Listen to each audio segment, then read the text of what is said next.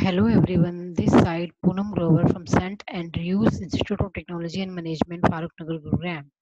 I'm a faculty member in Electronics and Telecommunication Department. Today I discuss the topic which are based on your digital communication for the ETC 6th semester student. So in my that topic will be came under your lecture number 3 and unit 4.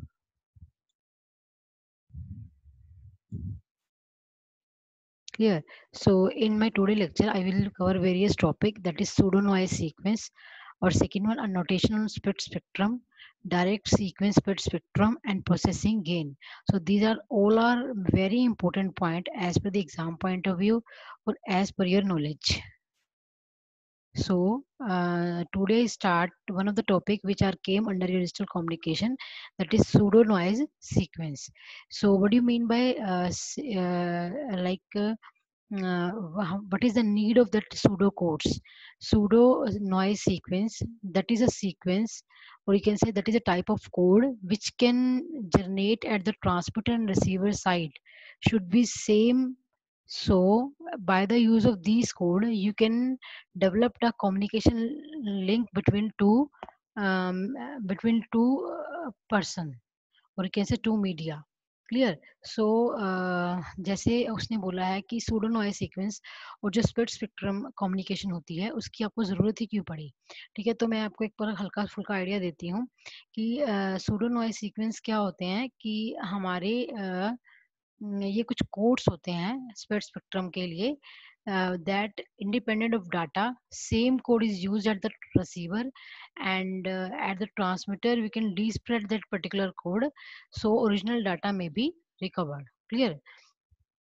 So pseudo noise sequence में क्या होगा, मतलब कि with the help of pseudo noise sequence जो है वो हम क्या करेंगे, स्प्रेडिंग भी करेंगे और डिस्प्रेडिंग भी करेंगे. क्लियर. तो मैंने कुछ आइडिया दिया है आपको मेनली अभी. अब सूडो नॉइज सीक्वेंस को हम वन बाय वन स्टडी करेंगे. फर्स्ट क्या है कि अगर हम सूडो नॉइज सीक्वेंस यूज करते हैं या स्प्रेड स्पेक्ट्रम कम्युनिकेशन यूज करते हैं तो उसकी एडवांटेज क्या है. जो स्प्रेड स्पेक्ट्रम कम्युनिकेशन है वो मेनली हमारी सिक्योर्ड कम्युनिकेशन मानी जाती है, जो कि आजकल like developed for military application के लिए यूज की जाती हैं. लेकिन आजकल जो स्प्रेड स्पेक्ट्रम है वो आपका एज पर दी 3G सिस्टम जो सिस्टम है वो भी इसको क्या कर रहे हैं, फॉलो कर रहे हैं. ठीक है. So as per 3G system also use split spectrum, you need the you need the larger bandwidth compared to your actual bandwidth. तो उसने बोला है कि जैसे मान लो 3G सिस्टम है, हम जैसे सपोज करो कि जो हमें एक्चुअल में बैंडविड्थ दिखती है एक्चुअल में हमें उससे भी ज़्यादा चाहिए होती है. जो स्प्लिट स्पेक्ट्रम टेक्निक है ना, that provide your larger bandwidth compare to your actual require bandwidth. So in spread spectrum, the data occupies a between excess of minimum bandwidth necessary to transmit the data. Clear. So in spectrum communication, we can say that कि अगर हम spread spectrum communication करते हैं तो हमारी दो चीजें होनी चाहिए मेन. क्लियर. तो पहली चीज क्या है कि आपको लार्जर बैंडविड्थ चाहिए डाटा को सेंड करने के लिए. ठीक है. लेकिन अगर हम जो वो बैंडविड्थ होगी जो हम डाटा को सेंड करने के लिए हमें चाहिए, that will be large as much your actual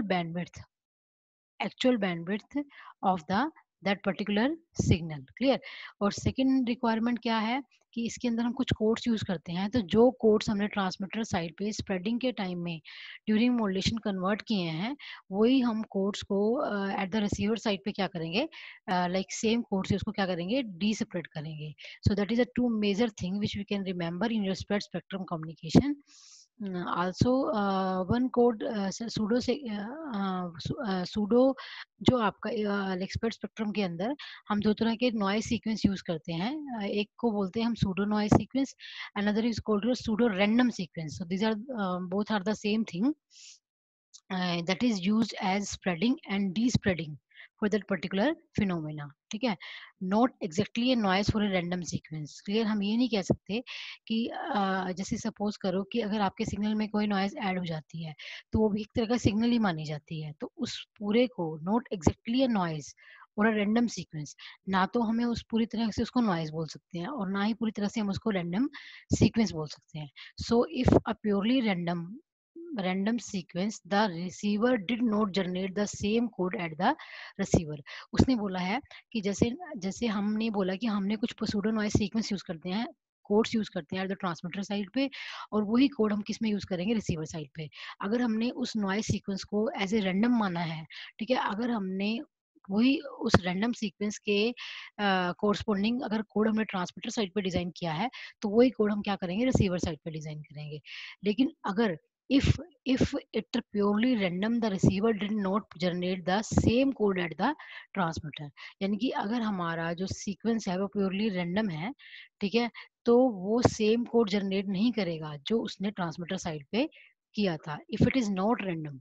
ठीक है, तो हम क्या करेंगे, so we can generate a deterministic random sequence for generate the same sequence at the receiver. उसने बोला है कि कई बार हमारा हम मानते हैं कि हमारा जो सीक्वेंस ट्रांसमीटर साइड पर प्रेजेंट है वो बिल्कुल प्योर है, तो जो अगर प्योर होगा तो वो कभी भी आपका प्योर मतलब कि उसके अंदर कोई नॉइज नहीं है और ना ही कोई रैंडम वेरिएबल उसके अंदर प्रेजेंट है. ठीक है, तो हम उस सिस्टम को, उस पूरे नॉइज सीक्वेंस को एज ए क्या बनाएंगे, डिटर्मिनिस्टिक नेचर का बनाएंगे. उसको डिटर्मिनिस्टिक नेचर का बनाने से क्या होगा कि जो रैंडम सीक्वेंस आपने ट्रांसमीटर पे यूज किया है, वही रैंडम सीक्वेंस हम क्या करेंगे, जनरेट यूज करेंगे for generating same as your receiver side. So we can use generate the PN sequence. तो हम उसके लिए हम क्या यूज करते हैं, हमारे पीएन सीक्वेंस यूज करते हैं जिसको हम बोलते हैं सूडो नॉइज सीक्वेंस, और यू कैन से डिटर्मिनिस्टिक रैंडम सीक्वेंस. क्लियर. जैसे तो उनको जनरेट करने के लिए हमें सबसे पहले चाहिए लीनियर फीडबैक शिफ्ट रजिस्टर चाहिए. तो आपने डिजिटल कम्युनिकेशन में पढ़ा हुआ है कि what do you mean by shift register. Shift registers क्या होते हैं, जैसे हमने 4 रजिस्टर्स को सीरीज में लगाया, तो इससे क्या होगा कि जो भी 4 रजिस्टर्स, जैसे हमने 4 बिट का एक शिफ्ट रजिस्टर बनाया है, तो हम 4 फ्लिप फ्लॉप को कास्केडिंग में लगा देंगे. एक की आउटपुट दूसरे की आउटपुट बन जाएगी, फिर दूसरे को तीसरे पे वो ट्रांसफर कर देगा, फिर तीसरी बिट को वो चौथे वाले को ट्रांसफर कर देगा. तो इस तरह बिट बाय बिट क्या होता है, आपका शिफ्ट होता है. क्लियर है. और लास्ट की जो आउटपुट को अगर आप इनपुट पे फीडबैक कर जाओगे, तो आपका क्या बन जाएगा, लीनियर फीडबैक शिफ्ट रजिस्टर. सो हम वही फिनोमिना किसमें यूज करेंगे, अपने सूडो नॉइज सीक्वेंस को जनरेट करने के लिए. क्योंकि अगर वो सीक्वेंस जनरेट होंगे, तो जिस तरह के सीक्वेंस अपने ट्रांसमीटर साइड पे जनरेट किए हैं, उसी सीक्वेंस को आप रिसीवर साइड पे सेम क्या करोगे, लाइक डिस्प्रेड करोगे with the help of any phenomena. So we can receive the same random sequence at the transmitter, और you can say also at the receiver side. Clear. So if you apply the clock pulse, then content of one register to other will be transfer with each other. Clear. So उसने बोला है कि that is a LFSR, that is linear feedback shift register, contain m number of flip flop. जैसे मान लो अगर आपने, मैंने बोला कि 4 फ्लिप फ्लॉप आपने सीरीज में लगा दिए, तो उसके अंदर m की वैल्यू कितनी हो जाएगी, 4 हो जाएगी. ठीक है. Number of input for LFSR so means need to have a initial content. मतलब कि ये ध्यान में रखना कि जब हमने उन सीक्वेंस को जनरेट करने के लिए, जो सीक्वेंस होगा, मैंने बोला है pseudo noise sequence just a code होता है, जो कोड आपने ट्रांसमीटर साइड पे जनरेट किया है with the help of pseudo noise sequence, वही कोड आपको क्या करवाएगा, डिसेपरेट करवाने में हेल्प करेगा. तो उस कोड को जनरेट करने के लिए हमने क्या यूज किया है, LFSR, that is linear feedback shift register. तो मैंने बोला कि अगर आप, मैंने एग्जांपल शेयर किया आपके साथ, अगर आपने 4 रजिस्टर्स को सीरीज में लगाया, तो उससे आपका लीनियर फीडबैक शिफ्ट रजिस्टर जो है वो कितने बिट के लिए डिजाइन होगा, 4 बिट के लिए. इट मीन्स उसके अंदर आपकी m की वैल्यू कितनी होगी, 4 हो गई. बस एक चीज ध्यान में रखना कि जो सीक्वेंस है उसमें सारे जीरोज नहीं होने चाहिए. इट मीन्स क्यों, क्योंकि रजिस्टर या फ्लिप फ्लॉप आप बोलते हो मेमोरी एलिमेंट्स होते हैं. तो ये डिटर्मिनिस्टिक वर्ड भी बोला है आपने ऊपर से, तो डिटर्मिनिस्टिक का मतलब क्या है, that should B memory dependent. Clear. तो अगर वो मेमोरी डिपेंडेंट है, तो उसको कुछ प्रीवियस वैल्यू चाहिए नेक्स्ट सीक्वेंस को आगे शिफ्ट करवाने में. तो अगर वो सारे जीरो होंगे, तो हमने हमने लीनियर फीडबैक बोला है, तो अगर सारे जीरोज हैं, तो आउटपुट जब इनपुट पे फीडबैक होगी, तो रिजल्ट तो जीरो ही आएगा. उससे हमारा कुछ बेनिफिट तो क्रिएट हुआ ही नहीं, कोई सीक्वेंस तो जनरेट हुआ ही नहीं, जीरो दिया था जीरो ही आया. इट मीन्स अगर आपने कोई नया सीक्वेंस जनरेट करना है with the help of previous inputs, तो उन 4 बिट्स के अंदर पीछे प्रीवियस वैल्यू को क्या करना पड़ेगा, जीरो की बजाय कोई अदर वन वैल्यू क्या लेनी पड़ेगी, अज्यूम करनी पड़ेगी. तो ये चीजें मुझे लेटर पार्ट ऑफ द हमारी मेरी स्लाइड्स में आपको क्लियर हो जाएंगी. तो हमने अगर लेंथ ऑफ पीएन सीक्वेंस निकालनी है, that is equal to your 2 raised to power m minus 1. We can use 4 m is equal to 4, so that's why 2 raised to power 4 is equal minus 1 it is equal to 15. It means हमारे जो हमने pseudo noise sequence generate करेंगे उसकी length क्या होगी 0 से लेकर 15 तक.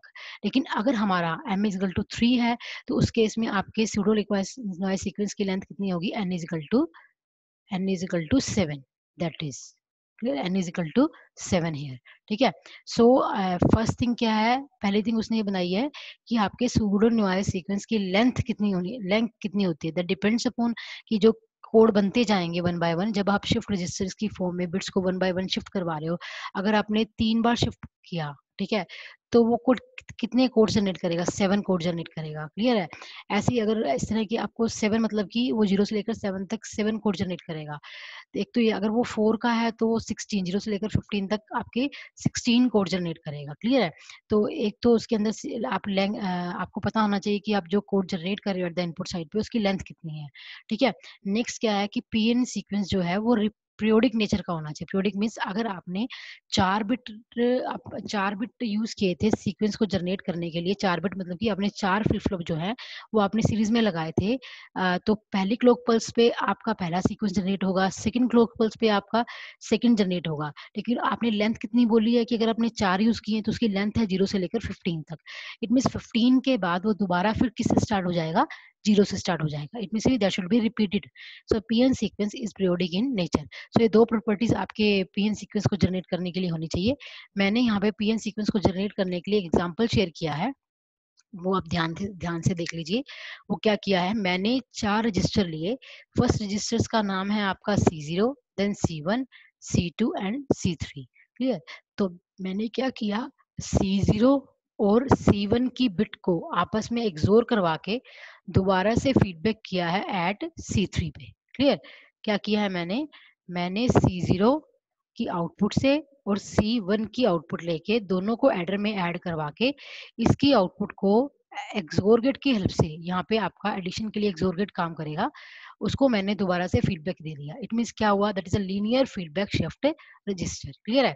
तो हमने एग्जांपल क्या लिया है कि आपका अगर M4 है तो वो आपके 16 सीक्वेंस जनरेट करेगा. अब वो देखिए कैसे करता है. आपने बोला था कि आपके सारे सीक्वेंस 0 नहीं होने चाहिए. अगर वो 0 होते हैं तो आप देखो 0 को 0 के साथ एक्सोर करोगे तो आउटपुट फीडबैक पे भी 0 जाएगी. फर्स्ट क्लॉक पल्स पे ये 0 यहाँ ट्रांसफर हो जाएगी, फिर ये यहाँ और ये यहाँ. इट मीन्स कोड तो कुछ बना ही नहीं है, सारे कोड्स क्या बने, with all zeros. That method is very wrong. So all bit are not zero. We can assume some value as per your deterministic signal. You can assume the previous value. ठीक है. तो हमने क्या किया, एक value assume कर ली. मान लो first value मैंने यहाँ पे क्या डाली है, आपकी 1 डाली है C3 को. क्लियर. तो आप इसमें क्या है कि ये दोनों एक्सोर करते हैं, C0 और C1. ठीक है. ये दोनों एक्सोर करने के बाद अपनी आउटपुट को किसको दे रहे हैं, C3 को दे रहे हैं. ठीक है. तो आपका बिट बाय बिट शिफ्ट पहली जब क्लॉक पल्स होगी तो क्या होगा, आपका इस C1 का 0 यहाँ ट्रांसफर हो जाएगा, C2 का 0 यहाँ ट्रांसफर हो जाएगा, और C3 पे क्या होगा, C3 पे आप बोल रहे हो कि C0 और C1 आपने एक एडर में ऐड किया था, उसकी जो आउटपुट आई थी उसको आपने C3 को दिया था. क्लियर है. तो C0 और C1 जब आपस में विद 0 के साथ एक्सोर फंक्शन परफॉर्म करेंगे तो उसकी आउटपुट भी क्या आएगी, 0. तो लास्ट बिट आपकी क्या हो जाएगी, यहाँ पे 0 हो जाएगी. क्लियर. क्लियर. तो ऐसे ही सेम फिर अगली बार सेकंड क्लॉक पल्स पे क्या हुआ, ये 0 यहाँ शिफ्ट हो गई है आपकी, ये वाला 1 जो है वो आपका यहाँ शिफ्ट हो गया है, और ये वाली 0 यहाँ शिफ्ट हो गई है, और ये दोनों एक्सोर करके इनपुट पे जाएंगे. 1 और 0 का एक्सोर क्या होता है, क्लियर. 1 और जोर क्या करेंगे, परफॉर्म अगेन. आपका ये वाली बिट 1 है और ये वाली 0 है, अगेन 0 0 0 पे 0 0 1 पे 0 अगेन 0 हो जाएगी. तो सेकंड क्लॉक पल्स पे क्या हुआ, आपका ये सीक्वेंस जनरेट हो गया. ठीक है. अब जब थर्ड क्लॉक पल्स आई, नेक्स्ट क्लॉक पल्स पे क्या हुआ आपका, ये 1 यहाँ शिफ्ट हो गया, ये 0 यहाँ शिफ्ट हो गई, और ये वाली 0 यहाँ शिफ्ट हो गई. जब इन दोनों ने एक्सोरिंग की तो यहाँ क्या आ गया, आपका 1 आ गया. क्लियर है. जोर 0 और 1 का एक्सोर क्या होगा, 0 होगा. यहाँ पे 0 0 का एक्सोर क्या होगा, 0 होगा. इट मीन्स हमने बिट बाय बिट शिफ्ट किया और लास्ट 2 बिट को एक्सोरिंग करवा के फर्स्ट बिट पे शिफ्ट कर दिया.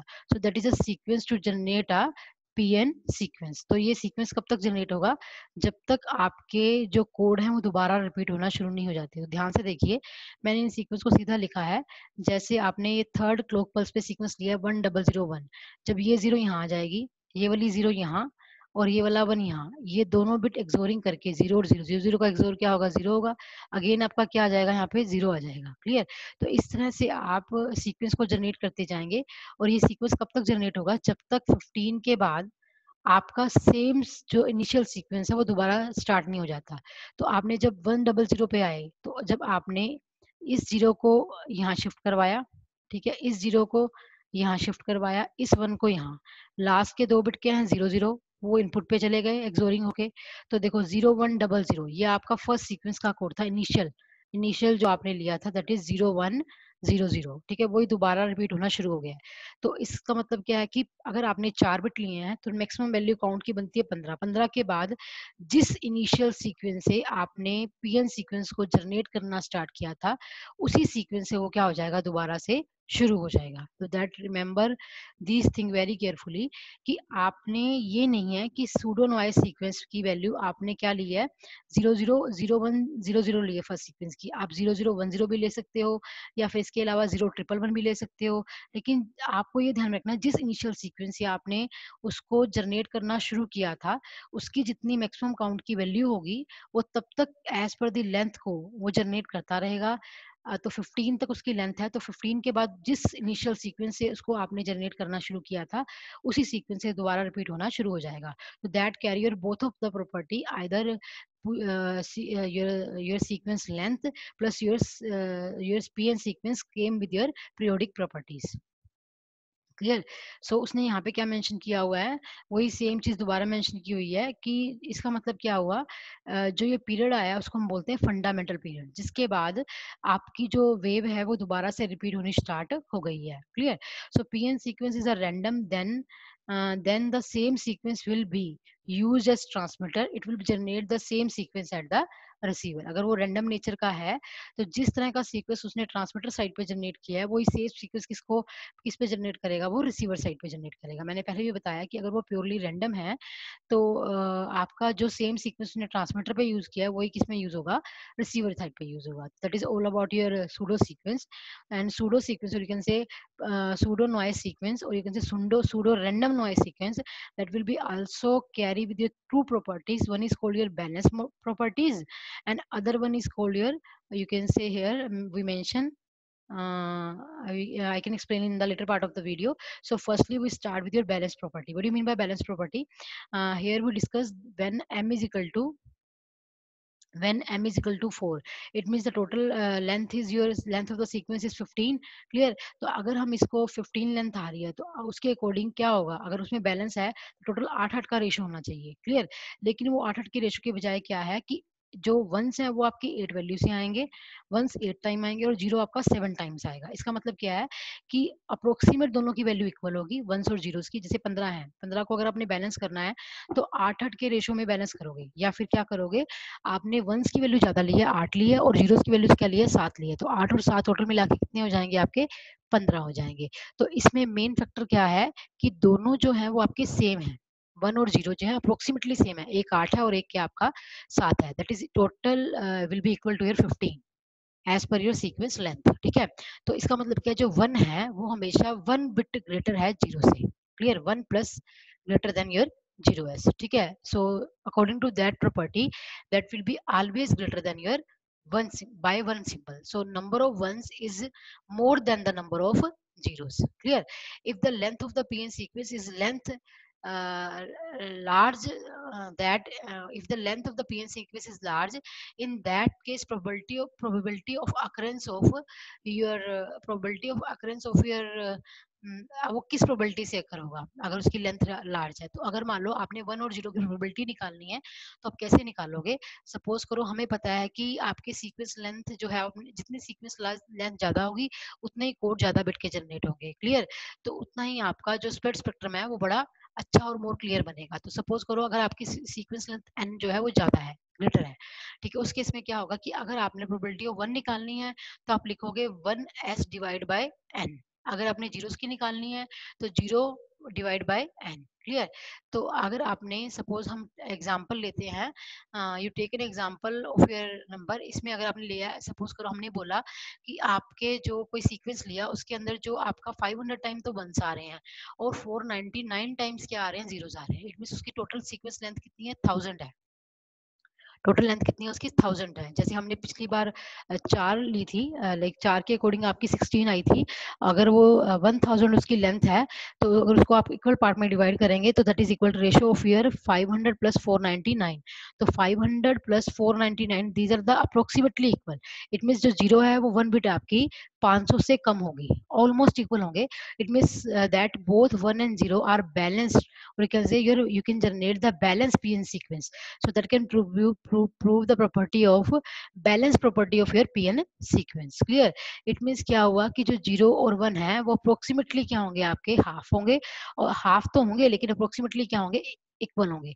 वन बिट का डिफरेंस कोई ज्यादा मायने नहीं रखता, इसलिए उसने वन बिट जीरोस को वन बिट कम रखा है और वन को जीरोस बिट क्या रखा है, एक बिट ज्यादा रखा है। Clear? So if we take binary source, in that case we can achieve a maximum entropy. तो अगर आपने, उसने ये बोला है कि if you came with your balance property, अगर आप बैलेंस प्रॉपर्टी के अकॉर्डिंग अपने सिस्टम को फॉलो कर रहे हो तो उस केस में आप बाइनरी सोर्स यूज करोगे।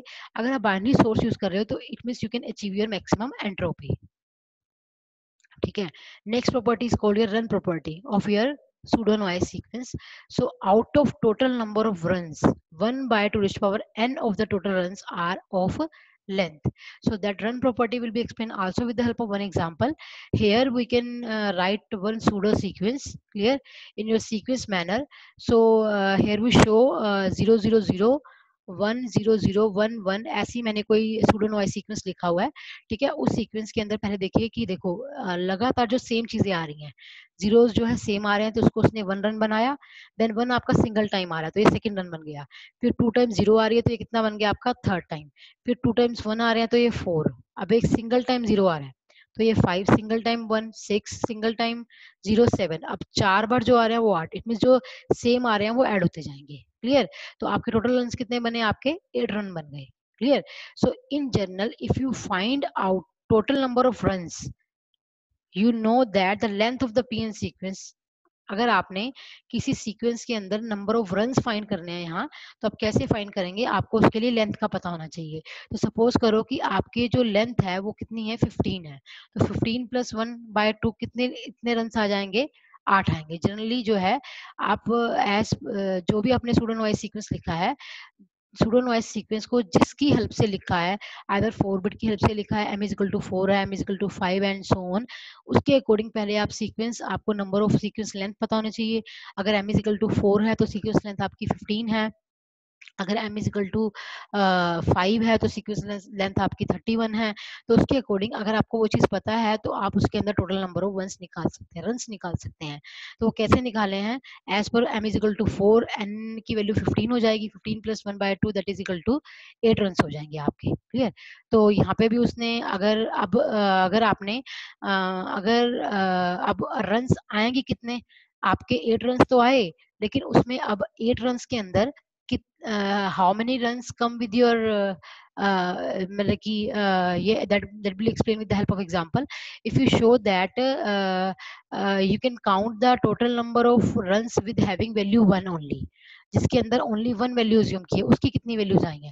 जैसे मान लो इसमें जो सिंगल वैल्यू वाले हैं वो कितने हैं, देखा जाए तो ये कितने आ रहे हैं, एक तो दो पे आ रहा है, देन उसके बाद एक पांच पे आ रहा है सिंगल, एक छह पे सिंगल आ रहा है और एक सात पे सिंगल आ रहा है। तो हमने सिंगल वैल्यू काउंट करनी है, कितनी आई है, एक दो तीन चार। ये तो एक सिंपल सीक्वेंस था तो आपने इजीली काउंट कर ली, लेकिन अगर सूडो वाइज sequence as per the length जो है वो ज्यादा हो जाएगा, तो उस केस में आप कैसे करोगे। तो उसके लिए that is formula for count the number of runs equal value 1 2 3 4 and so on by the use of that formula. So here we use 1 by 2 raised power n into 8. 8 is total number of runs clear. So अगर आप one by अगर देखा जाए तो ये total values कितनी आ रही हैं आपकी, ये टोटल रन्स कितने आ रहे हैं, ये टोटल रन्स तो आपके 8 आ गए हैं यहाँ पे।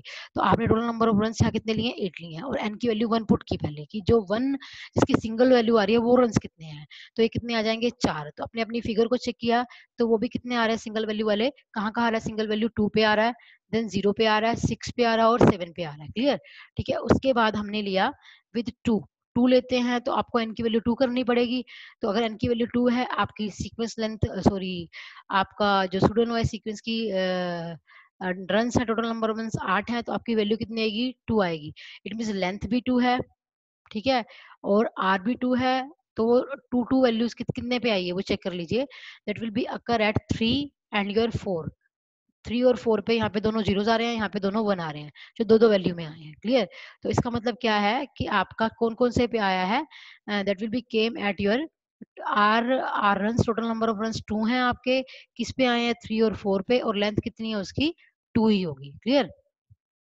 फिर हमने 3 पे निकाला, again you can write 1/2 into total number of run, तो ये एक आएगा। तो देखो जो 3 वाला कोऑर्डिनेट है वो कितने टाइम आ रहा है, 3 वाला ओनली सिंगल टाइम आया है 1, और कितने पे आया है वो 1 पे ही आया है, और वो किस पे आया है 1 पे आया है। ठीक है, रन किस पे आया 1 पे, लेंथ उसकी कितनी हो गई 3 हो गई। क्लियर। और उसके बाद जो रिमेनिंग रह गया है दैट इज आपने कितने कवर कर लिए हैं देखा जाए तो, यहाँ पे आपने कितने कवर किए हैं ध्यान से देखो, ये 4 आए थे, 4 के बाद ये 2, 4 और 2 6 आए हैं, 6 के बाद सिंगल किस पे आया है आपका 3 वाले पे सिंगल आया run, total number of run कितने आ गए हैं आपके 7 आए हैं। तो एक रन अभी रिमेनिंग है, तो जो एक रन रिमेनिंग है that will be show with your quarter times 1 here, here we can use that is clear। it means क्या हुआ कि पहले सिंगल टाइम रन्स कितने आ रहे थे आपके, 2 पे आ रहा है, 5 पे आ रहा है, 6 पे आ रहा है, 7 पे आ रहा है, तो ये 4 हुए टोटल। उसके बाद 2 वाले कितने हैं 3 और 4 पे, 4 और 2 6, उसके बाद 3 वाले कितने हैं ओनली 1, और वह भी वैसे भी वो किस पे आया है 1 पे आया है, तो कितने हो जाएंगे टोटल 7 हो जाएंगे। तो जो एक रन रिमेनिंग है वो आपका किसको शो करेगा, क्वार्टर टाइम्स 1 को। क्लियर। सो इस तरह आप उसकी लेंथ और टोटल नंबर ऑफ रन्स निकाल सकते हैं किसी भी सूडोनोइस सीक्वेंस के। सो उसने ये बोला हुआ है, so the sequence are not random but by the use of this property look like a random, यानी कि वो ये कह सकते हैं कि आपका सीक्वेंस रैंडम नहीं है, लेकिन अगर आपने इस प्रॉपर्टी का यूज किया है तो that sequence will be look like a random. Clear.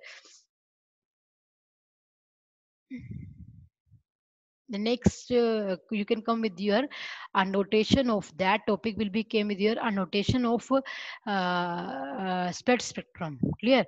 So as per your SPECT spectrum you can came under with your three phenomena. One is called your BT, CT and your MT. Clear. BT is called your data sequence जो आप input पे लेके चलते हैं, CT is called your code sequence जो कि एक तरह का वाइड बैंड का कोड है जो हम प्रीवियस वैल्यू को मान के चलते हैं, और MT क्या होगा, इन दोनों के मल्टीप्लीकेशन से क्या होगा आपका जनरेट होगा। So we can write here MT is equal to CT into में BT। तो मैंने इसको एक मल्टीप्लायर लगा के इनपुट वैल्यू और जो आपकी प्रीवियस वैल्यू है उसको मैंने मल्टीप्लाई किया है, और यहाँ पे हमें क्या जनरेट होगा, आपका एमटी जनरेट होगा। So bandwidth of both of the signal must be same. ये ध्यान में रखना कि आपका जो एमटी सिग्नल जनरेट हो रहा है और यहाँ से आपने जो सिटी दिया है उन दोनों की बैंडविड्थ क्या होगी, सेम होगी। क्लियर। तो अब सिटी जनरेट कैसे होगा, अगर हमने सीएन वैल्यू ली, कोई सीएन वैल्यू ली है किसी सीक्वेंस से, ठीक है, वो वैल्यू मैंने मान लो यही मान लिया है, उसको हमने पोलर फॉर्म में कन्वर्ट किया तो वो सिटी की फॉर्म में चेंज हुआ। अब देखो सिटी की फॉर्म में वो चेंज होगा तो देखो 2 बार जीरोस आ रहे हैं, 2 बार जीरोस को आप किससे रिप्रेजेंट करते हैं, -1 से, तो ये 2 जीरो थे ये वाले, तो मैंने इसको -1 से रिप्रेजेंट किया। फिर सिंगल टाइम 1, सिंगल टाइम 1 है लेकिन पॉजिटिव में आया तो वो पॉजिटिव में चला जाएगा वेव। देन सिंगल टाइम 0, तो 1 टाइम किस में चली जाएगी, 0 में चली जाएगी। फिर ट्रिपल टाइम 1, ट्रिपल टाइम 1 के लिए 1 2 3, वो 3 बार क्या रहेगी आपकी 1 पे रहेगी।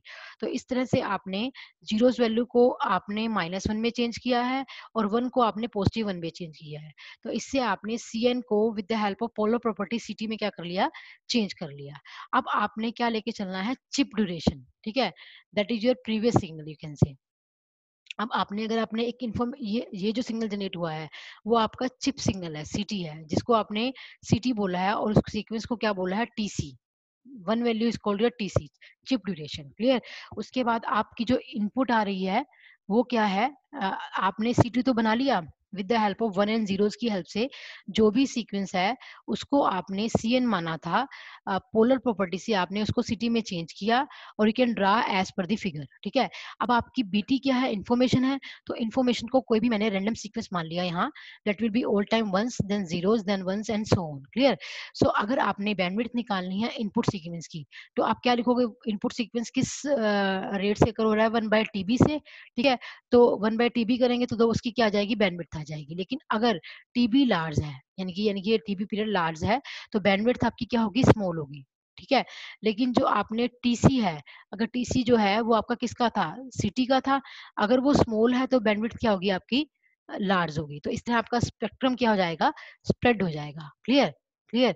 इसका मतलब क्या है कि अपने सिग्नल को अपने सिग्नल को जो आपको एक्चुअल बैंडविड्थ चाहिए थी, वो आपकी बीटी पे डिपेंड कर रही थी।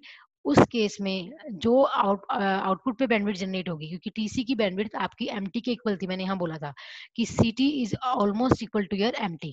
क्लियर, जो सीटी है वही आपका एमटी आएगा। तो देखो, अगर बैंड बीटी के केस में अगर टीबी ज्यादा है तो बैंडविड्थ स्मॉल है। ठीक है, और सीटी के केस में CT is same as your MT. Clear. तो अगर आपके सीटी की टीसी कम है तो बैंडविड्थ क्या हो जाएगी, ज्यादा हो जाएगी। तो आपका स्प्रेड स्पेक्ट्रम क्या होगा, इनपुट से आपका जब आउटपुट पे आया, दैट शुड बी स्प्रेडेड, और यू कैन से उसकी बैंडविड्थ क्या हो गई है, ज्यादा हो गई है। क्लियर। मैं दोबारा फिर इस चीज को क्लियर कर रही हूँ, ध्यान से देखिए। आपने यहाँ पे बोला है कि बीटी और सीटी का मल्टीप्लीकेशन क्या आ रहा है, आपका एमटी आ रहा है, और ये चीज ध्यान में रखिए कि CT is approximately equal to your MT. तो आपने सबसे पहले सीटी को जनरेट किया with the help of your polar form. आपने एक सीक्वेंस लिया, उसको पोलर फॉर्म में चेंज किया, आपने जीरोस वैल्यूज को -1 माना और 1 को +1 माना, उसके अकॉर्डिंग आपने सीक्वेंस को लिख दिया। आपने एक इनपुट डाटा लिया। ठीक है, अब इनपुट डाटा का जो सीक्वेंस का ये जो है ड्यूरेशन है उसको टीबी माना है, और सीटी की ड्यूरेशन को आपने क्या माना है, टीसी माना है। क्लियर। तो इसका मतलब क्या होगा कि अगर इनपुट के केस में आपकी टीबी ड्यूरेशन ज्यादा है तो आपकी बैंडविड्थ कम है। ठीक है, और जो सीटी है that is approximately equal to MT. तो अगर उस केस में अगर आपका टीसी कम है तो बैंडविड्थ क्या हो गई है, ज्यादा हो गई है। तो इनपुट पे बैंडविड्थ कम है और आउटपुट पे बैंडविड्थ क्या है, ज्यादा है। तो आपका स्पेक्ट्रम क्या हो गया, स्प्रेड हो गया है। So that's technique is called your spread spectrum. Clear. आगे next we show here what is the relationship of your TB and TC. Clear. So अगर मैं इस एग्जांपल से लिखूं कि TC is equal to TB by 7, तो 7 is called your N, you can say sequence length of your pseudo noise sequence. So अगर आप इस सीक्वेंस को इस फॉर्म में लिखना चाहो तो टीबी इज इक्वल टू क्या हो जाएगा, 7 इंटू टीसी। तो 7 is called your N, so N into TC की फॉर्म में भी आप लिख सकते हैं, तो वो गलत नहीं होगा। ठीक है, तो that is the relation between your TB and TC. Clear. Next, we can came with your processing gain. Clear. What do you mean by processing gain? In case of your direct, or you can say spread spectrum, direct sequence of spread spectrum. तो अगर आपका sequence direct है तो उस case में आप processing gain कैसे निकालेंगे, तो that is the formula for finding your processing gain, that is the ratio of your TB by TC is equal to your N. Clear. So अगर मैं टीबी की जगह लिखूं 1/TC और टीसी की जगह लिखूं 1/TB, तो टीसी क्या है आपका, बैंडविड्थ बिफोर आफ्टर स्प्रेडिंग आई है। टीसी आपने क्या बोला है, TC is equal to your MT. ठीक है, तो जो टीसी की बैंडविड्थ होगी वो एमटी की बैंडविड्थ मानी जाएगी। तो जो बैंडविड्थ आफ्टर स्प्रेडिंग आई है उसको उसने टीसी माना है, और जो बैंडविड्थ बिफोर स्प्रेडिंग है उसको उसने क्या माना है, टीबी माना है। क्लियर। तो उसने इस फॉर्म में उसको लिखा, so because of the spreading as per pn sequence, if we increase the processing gain, अगर हम increase करते हैं processing gain को, the length of the pn sequence is also increase. Clear. ठीक है, इट मीन्स क्या हुआ कि अगर हम प्रोसेसिंग गेन को इंक्रीज करेंगे तो that is proportional to your N, तो लेंथ ऑफ पीएन सीक्वेंस भी क्या हो जाएगी आपकी, ऑटोमेटिकली इंक्रीज हो जाएगी। ठीक है, आगे मैंने एक एग्जांपल शो किया है for finding your probabilities. So here we show here a symbol error rate, symbol rate is your rate that is 1 bit per symbol, और you can say, ठीक है, that is equal to your 1 kbps के। ठीक है, bandwidth मान लो 1 kbps के according अगर bandwidth निकाला तो वो कितनी आ जाएगी, 1 किलोहर्ट्ज। क्लियर। तो that is a bandwidth before spreading उसने मानी है। क्लियर। तो सिंबल ड्यूरेशन क्या है आपकी, टीएस है, तो टीएस से अगर आपने टीएस की वैल्यू निकालनी हो that is equal to your 1/RS, और आरएस क्या लिया है, 1 kbps के। तो यहाँ पे जब 1 kbps के पुट करोगे तो टीएस की वैल्यू कितनी आ जाएगी, 1 मिली second. Clear. So but if we go for spreading, then we find the value of your TC, clear. अगर आप टीसी की वैल्यू निकालोगे तो TC is equal to chip duration. TC की वैल्यू के लिए भी आपने फॉर्मूला लिखा है, that is equal to your TC by N, also equal to your 1 millisecond by में टीएस की वैल्यू निकालिए 1 मिली सेकेंड और एन की वैल्यू क्या लेके चल रहे हो आप 4। ठीक है, हर केस में। तो यहाँ पे आपका टीसी का वैल्यू कितनी आ जाएगी 0.25 मिली सेकेंड। तो देखो बिफोर स्प्रेडिंग उसकी वैल्यू क्या है 1 मिली सेकेंड और आफ्टर स्प्रेडिंग कितनी होगी 0.25। इट मीन्स आपकी ड्यूरेशन क्या हो गई है, कम हो गई है। क्लियर। अगर ड्यूरेशन कम हुई है तो बैंडविड्थ क्या हो जाएगी आपकी, ज्यादा हो जाएगी। तो बैंडविड्थ आफ्टर स्प्रेडिंग क्या होगी आपकी 1 by, that is 1 by TC. Bandwidth जो है निकाली है आपने, अगर बिफोर स्प्रेडिंग निकालते हो तो 1 बाय टीबी है, अगर आफ्टर स्प्रेडिंग निकालते हो दैट इज 1 बाय टीसी। तो टीसी आपने जो निकाला है उसकी वैल्यू यहाँ पुट की कितनी आ गई है 4 किलोहर्ट्ज आ गई। तो आपने बिफोर स्प्रेडिंग कितनी निकाली है, that will be equal to your 1 kilohertz और आफ्टर स्प्रेडिंग कितनी आई है उसकी 4 किलोहर्ट्ज। क्लियर। तो इससे क्या हुआ कि अगर आप एक सिंपल डायग्राम के थ्रू शो करो तो देखो ये वाला जो सीक्वेंस है दैट इज, ये देखिए ध्यान से, ये सीक्वेंस दैट इज ये वाला जो बीच वाला है ये वाला। ठीक है। तो इस सीक्वेंस के अंदर आपका ये स्प्रेड, ये जो 1 किलोहर्ट्ज है और उसके बाहर वाला कितना है 4 किलोहर्ट्ज का है। तो इससे आपका स्पेक्ट्रम क्या हो गया है, स्प्रेड हो गया है। With the help of note से 2 kilohertz, here we use 4 kilohertz. So we increase the length. अगर हम लेंथ इंक्रीज कर रहे हैं तो उसके सीक्वेंस के अकॉर्डिंग उसका बैंडविड्थ भी क्या हो जाएगा, इंक्रीज हो जाएगा। सो that is all about your, you can से your pseudo noise sequence. Then how we can generate the sequence with the help of your linear feedback register, you can say linear feedback registers. I can show here, I can overview my slides here.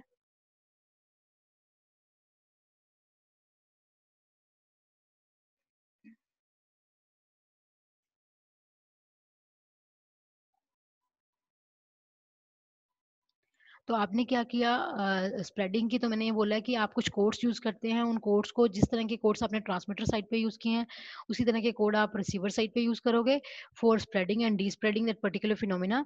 फिर आपने उन codes को करने के लिए कुछ linear feedback register use किए उन सीक्वेंस को जनरेट करने के लिए।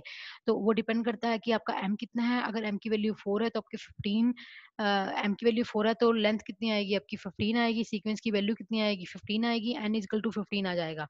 अगर वो 5 है तो सीक्वेंस की वैल्यू कितनी आ जाएगी आपकी 31 हो जाएगी। तो हम उसको कुछ इस तरह से कॉन्फ़िगर करते हैं कि लास्ट जो C1 एंड C0 है वो आपस में एक्सोरिंग करके आपके इनपुट पे चला जाएगा C3 पे, और इसकी वैल्यू C1 और C2 की वैल्यू 1 बिट बिट क्या हो गई आगे शिफ्ट रजिस्टर के थ्रू शिफ्ट हो जाएगी। तो मैंने एक एग्जांपल यहाँ शेयर किया था कि अगर C1 और C0 दोनों एक्सोर करते हैं तो दोनों की बिट की वैल्यू क्या है, फर्स्ट एग्जांपल में 0 0 है तो फर्स्ट क्लॉक पल्स पे 0 0 एक्सोरिंग होके किस पे चला जाएगा, C3 के पास चला जाएगा। सो C3 की वैल्यू क्या आ जाएगी आपकी 0 आ जाएगी यहाँ।